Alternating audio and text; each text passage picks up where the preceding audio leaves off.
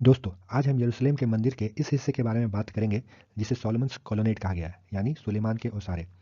जैसा कि आपको घटना याद होगा, यूहन्ना 10 उसके 22 और 23 में एक घटना बताई गई है। वहाँ पर लिखा हुआ है कि यरूशलेम में स्थापन पर्व हुआ और जाड़े की ऋतु थी और यीशु मंदिर में सुलेमान के ओसारे में टहल रहा था।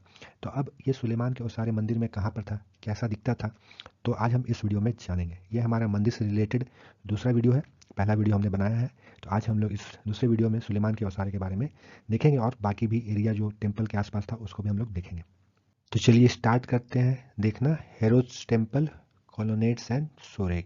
तो दोस्तों, आप देख पा रहे होंगे यहाँ पर जो ये आप देख पा रहे हैं, ये हमारा मंदिर कुछ ऐसा दिखता था, है ना। और इसके नीचे जो आप ये तस्वीर देख रहे हैं, तो इसको अगर हम कहें तो हेरोदियन पीरियड यानी राजा हेरोदेस के समय में मंदिर की दक्षिण दीवार के पूरे लंबाई में एक बहुत बड़ा कॉलोनेटेड हॉल बनाया गया था। तो दक्षिण दीवार कौन सी हो गई, ये दोस्तों देख रहे हैं इधर आपका, यहाँ पर लिखा, ये दिशा दिया गया नॉर्थ, साउथ, वेस्ट और ईस्ट। तो साउथ साइड में जो दीवार थी उसमें एक बहुत ही बड़ी क्या थी, लंबाई में एक बहुत बड़ा कॉलोनेटेड हॉल बनाया गया था जिसे रॉयल स्टोवा कहा जाता था। तो ये जो पूरा कॉलोनेटेड हॉल है इसे रॉयल स्टोवा कहा गया है। अब आप लोग के सामने दो शब्द आ गए यहाँ पर, कॉलोनेटेड हॉल और रॉयल स्टोवा। तो कॉलोनेटेड हॉल का मतलब क्या हो गया, तो कॉलोनेट का मतलब होता है एक लंबी जगह जहाँ एक सीधी लाइन में बहुत सारे खंबे यानी पिलर्स लगे होते हैं।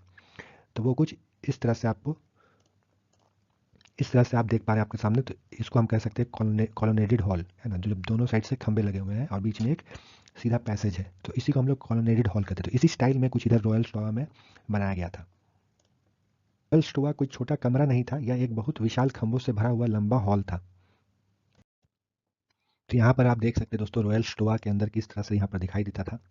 तो ये एक्चुअली जो डिज़ाइन है, इस इमारत की जो डिज़ाइन है वो बेसिलिका डिज़ाइन के तहत बनाया गया है। ये बेसिलिका डिज़ाइन क्या होती है, ये एक्चुअली रोमन आर्किटेक्चर में यूज़ किया जाता था, जिसमें बीच में एक मेन पैसेज होता था। यहाँ पर आप देख सकते हैं एक मेन पैसेज है और साइड में आपका साइड पैसेज होता था। तो इधर देख सकते हैं एक साइड पैसेज भी है दोस्तों। तो इसको एक्चुअली बेसिलिका डिज़ाइन कहते हैं, है ना। तो रॉयल स्टोवा में अगर आप देखेंगे तो क्या थे, 4 रोज थे, 4 रो में खंबे थे, जैसे एक, दूसरा, इधर तीसरा और चौथा। और हर रो में लगभग 40 कॉलम्स थे, यानी कुल मिलाकर लगभग 160 बड़े खंबे थे। सोचिए कितना विशाल रहा होगा ये रास्ता। यहाँ पर आप अच्छे से देख सकते हैं दोस्तों रॉयल स्टोवा किस तरह से दिखता था। यहाँ पर बीच में एक मेन पैसेज है और साइड पैसेज है ना। और जैसा कि मैंने बताया कि टोटल 4 खंबे यूज हुए हैं, सॉरी 4 रो में खंबे हैं और कुल हर कॉलम में लगभग 40 खंबे हैं। तो मिला के कितने में 160। तो इतना बड़ा एरिया था दोस्तों। और इस एरिया का क्या काम आता था, इस कॉलोनेट का क्या काम आता था, तो यहाँ पैसे बदले जाते थे, है ना। और बलिदान के लिए जो जानवर बेचे जाते थे वो यहीं से बेचे जाते थे। अब एक सवाल पूछेंगे कि आप लोग की मंदिर में पैसा बदलने की क्या ज़रूरत थी। तो आपको मालूम होगा कि अलग अलग इलाके से लोग आते थे और और मंदिर टैक्स केवल एक विशेष सिक्के में लिया जाता था, इसलिए करेंसी एक्सचेंज होता था। लेकिन समस्या क्या थी कि ये लोग गरीब और भक्त यहूदियों से ज़्यादा पैसा वसूलते थे और यहीं पर संभवतः यीशु ने उन्हें बाहर निकाला।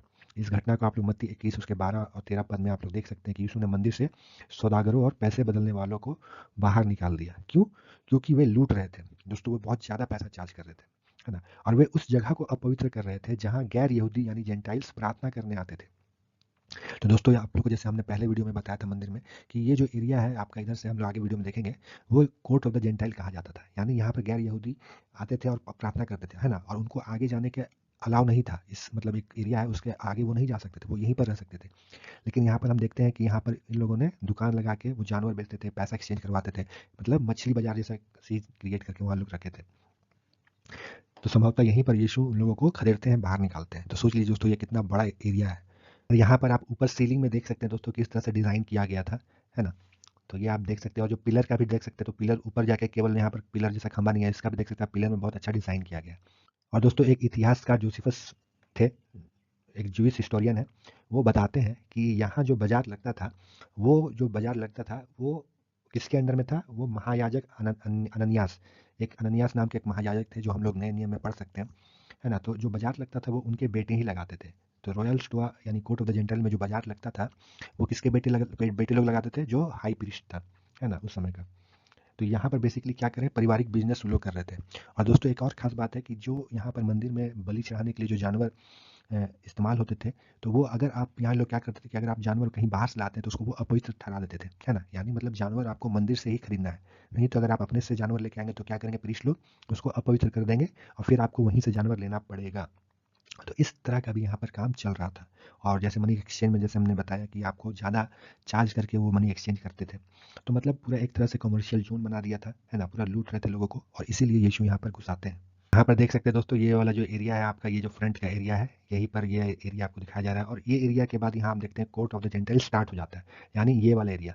तो हम देख सकते हैं कि ये जो एरिया है यहाँ पर कोर्ट ऑफ द जेंटाइल है, जहाँ पर गैर यहूदी लोग आते थे और प्रार्थना करते थे, है ना। और ये जो आपको दिख रहा है यहाँ पर गैप गैप करके जो ये डैश डैश लाइन दिख रहा है, इसके आगे केवल यहूदी लोग जा सकते थे। तो जो गैर यहूदी लोग थे वो केवल यहीं तक रह सकते थे। और यहाँ पर आप देख सकते हैं दोस्तों, ये आपका यहाँ पर रॉयल स्टोवा है, और इसके सामने आपका यहाँ पर देख सकते हैं दो अंडरग्राउंड रास्ते हैं। मतलब अगर आप बाहर से आएंगे तो जैसे आपको, जैसे ये साउथ वॉल है, साउथ वॉल के बाहर में आपको मैंने बताया था दो गेट थे, है ना। एक का नाम था डबल गेट और एक का नाम था ट्रिपल गेट। यहाँ पर देख सकते हैं 3 द्वार है और इधर 2 द्वार है ना। तो इधर आने के बाद आपको एक अंडरग्राउंड सीढ़ियाँ मिलती है, जो अगर आप वहाँ से घुसते तो आप डायरेक्ट यहाँ पर आप निकलते, है ना। तो अंडरग्राउंड सीढ़ियाँ से आप अगर चल के आएंगे तो आप यहाँ निकलते, यानी कोर्ट ऑफ द जेंटाइल में सीधे आप एंट्री मारते। तो ये बहुत ही मतलब व्यवस्थित थी, जो ये बिल्डिंग बनाया गया था, बहुत ही अद्भुत था। तो यहाँ अंडरग्राउंड सीढ़ियाँ भी थी दोस्तों। और टेम्पल के साउथ वेस्ट कोने पर एक ऊंचा स्थान था, जहाँ से याजक यानी प्रीस्ट तुरही बजाते थे। तो साउथ वेस्ट कहाँ हो गया दोस्तों, देखिए ये हो गया आपका साउथ, ये हो गया वेस्ट, तो ये हो गया साउथ, और इधर आपका इस साइड में आपका एरिया में वेस्ट हो गया। तो साउथ वेस्ट कॉर्नर आपका ये देखिए, यहाँ पर से आपको देखने को मिल रहा होगा। तो यहीं से प्रीस्ट खड़े होकर क्या बजाते थे, वो तुरही बजाते थे। तुरही क्यों बजाते थे, क्योंकि जो सबत होता था उसका शुरुआत होने वाला है, और उसके समाप्ति पे वो घोषणा करने के लिए वो तुरही बजाते थे यहीं से खड़े होकर। और इधर आपका शहर था, तो यहाँ से जब वो बजाते थे तुरही, तो पूरे शहर में सुनाई देता था। तो यहाँ पर आप देख सकते हैं दोस्तों, यहाँ पर वो जगह दिया गया है, और यहाँ पर ये नाम भी लिखा हुआ है, देख रहे हैं, खुदा हुआ नाम भी लिखा हुआ है। और ये हम लोग कल्पना नहीं कर रहे हैं दोस्तों, एक खुदाई हुआ था जिसमें बेंजामिन मजार नाम के एक व्यक्ति ने इस पत्थर को पाया था, जिसमें ये जगह, ये पत्थर मिला था, इंस्क्राइब किया हुआ, जिसमें क्या लिखा हुआ था, टू द ट्रम्पेटिंग प्लेस, है ना। तो जो प्रीस्ट थे वो यहीं खड़े होकर तुरही बजाते थे। तो यहाँ पर आप देख सकते हैं दोस्तों, किस तरह से यहाँ पर प्रीस्ट खड़े होकर तुरही को बजा रहे हैं। और ये बहुत सारे कामों के लिए होता था, लेकिन एक शॉर्ट में बोले तो सबत शुरू होने के समय और सबत खत्म होने के समय लोगों को आगाह करने के लिए यहाँ पर बजाया जाता था। और यहाँ से जब तुरही बजाते थे तो पूरे शहर में वो सुनाई देता था दोस्तों। देख सकते इधर पूरा शहर है। तो यहाँ पर देख सकते दोस्तों, ये एरिया जो है हमारा सोलोमन्स कॉलोनेड है ना। तो यहीं पर यीशु मसीह क्या थे उस समय थे, और टहल रहे थे। तो बेसिकली यीशु जो है वो अपनी शिक्षा वगैरह यहीं पर दिया करते थे। तो ये कौन सा एरिया है, आपको जैसे यहाँ पर दिख सकता है, हमारा जो मंदिर का जो एरिया है ये सामने दिख रहा है। तो ये आपका बेसिकली इस वाला एरिया है दोस्तों, यहाँ पर मंदिर के ठीक सामने ईस्ट साइड में। तो इस वाले एरिया को हम लोग क्या बोल रहे हैं, सोलोमन कॉलोनेड बोल रहे हैं, सोलोमन्स कॉलोनेड, सुलेमान के औसारे। तो ये सामने वाला एरिया आपका सोलोमन कॉलोनेड है, यानी सुलेमान के औसारे, सुलेमान का आंगन, ये सामने वाले एरिया को बोला गया है। तो यहाँ पर आप देख सकते हैं दोस्तों, यहाँ जो कॉलम है वो 2 रो में है, यानी पहला रो और दूसरा रो। और जो रॉयल स्टोवा में हम लोग देखे थे, इधर क्या थे, 4 रो में कॉलम थे, है ना। तो ये डिफरेंस है, यहाँ पर केवल 2 रो में कॉलम है। और मोस्ट प्रोबेबली जो आप हम लोग आगे जब कहानी पढ़ेंगे, तो जो प्रेरितों के काम में जो विश्वासी लोग जमा होते थे, मोस्ट प्रोबेबली इधर ही जमा होते थे। क्योंकि जैसे अभी हमने देखा कि रॉयल स्टोवा में क्या होता था, वहाँ पर खरीद बिक्री होता था, मनी एक्सचेंज होता था, तो वो सब वहाँ पर होता था, है ना। तो यीशु मसीह जो है अपनी शिक्षा मोस्ट प्रोबेबली यहीं पर दिया करते थे, सोलोमन्स कॉलोनी में, है ना दोस्तों। और ये आपका देख सकते हैं बहुत ही अच्छा छाँव भरा एरिया है ना, धूप से भी बचता है। और जब ठंड की मौसम रहेगी तो आपका ठंड की हवा से भी ये बचाती है। तो ये रहा हमारा सोलोमन्स कॉलोनी, जो कि हमारा ईस्ट साइड में यहाँ पर। ये भी दोस्तों सोलोमन्स कॉलोनेड ही है। यहाँ से हम देखते हैं मंदिर के सामने का हम लोग को सीन दिखाई दे रहा है, ठीक है। तो ये भी सोलोमन्स कॉलोनेड ही है, और यहीं पर यीशु टहल रहे थे, यूहन्ना 10 उसके 22 और 23 में। और ये एरिया आप लोग जो देख रहे हैं दोस्तों, ये आपका वही रॉयल स्टोवा के नीचे का स्टोर रूम है दोस्तों, है ना। तो ये आपका स्टोर रूम हो गया रॉयल स्टोवा के नीचे ही।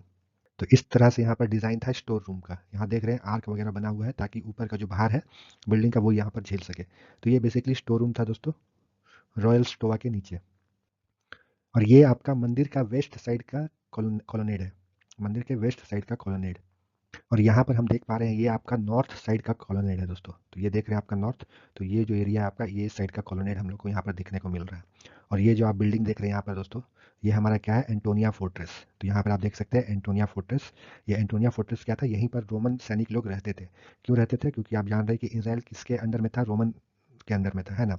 रोमन लोग वहाँ पर राज कर रहे थे, और यहाँ पर रोमन सैनिक थे, ताकि यहाँ पर कोई विद्रोह ना हो, कोई मतलब अशांति ना फैले, है ना। तो जो लोग बाहर से बहुत अलग अलग इलाके से जब लोग आते थे, तो यहाँ कोई भगदड़ ना हो, सब शांति से काम हो, तो इसलिए यहाँ पर रोमन सैनिक लोग रहते थे, और यहाँ की शांति को देखते थे वो लोग।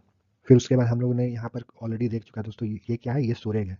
इसके पार गैर यहूदी लोग नहीं जा सकते। यहाँ पर देख सकते हैं, यहाँ पर गैप है, और टोटल 13 गैप्स थे ऐसे ही। तो इसके पार केवल यहूदी लोग ही जा सकते हैं, और यहूदी लोग केवल यहीं तक है ना। और इस तरह का गैप आप देख सकते हैं, यहीं से लोग पार होते थे। और दोनों साइड के गैप में यहाँ पर देख सकते हैं आप लोग एक इंस्ट्रक्शन लिखा होता है, एक वार्निंग लिखा होता है कि गैर यहूदी इसके पार ना जाए, अगर वो जाएंगे तो वो अपने मौत के जिम्मेदार खुद होंगे। तो इस तरह का वार्निंग यहाँ पर लिखा हुआ रहता था, रोमन और ग्रीक दोनों लैंग्वेज में लिखा हुआ रहता था। तो यहाँ पर आप देख सकते हैं किस तरह से यहाँ पर साइन दिख रहा है, यहाँ पर भी साइन है। उसके बाद दोस्तों जिस तरह से हम मंदिर से सोरेक से अंदर आते हैं, तो यहाँ पर देखते हैं एक प्लेटफॉर्म है जिसमें मंदिर बनाया गया है। तो यहाँ पर हमें कुल 12 सीढ़ियाँ चढ़ के उसके बाद हम कहाँ पर एंटर करेंगे, कोर्ट ऑफ द वुमेन में हम लोग एंटर करेंगे दोस्तों। और ये 12 सीढ़ियाँ हम लोग को चढ़ के पार करना पड़ेगा। तो यहाँ पर आप देख सकते हैं, यहाँ पर जो आपको रूम वगैरह भी दिखाई दे रहा है, तो यहाँ पर स्टोर रूम थे, प्रीस्ट के कमरे भी थे, है ना। और आगे जब हम लोग जाएंगे तो कोर्ट ऑफ द वुमेन में हम लोग प्रवेश कर जाएंगे। यानी कोर्ट ऑफ द वुमेन मतलब कि वहाँ पर केवल यहूदी स्त्री मतलब केवल वहीं तक जा सकती है, उसके आगे वो लोग नहीं जा सकते हैं।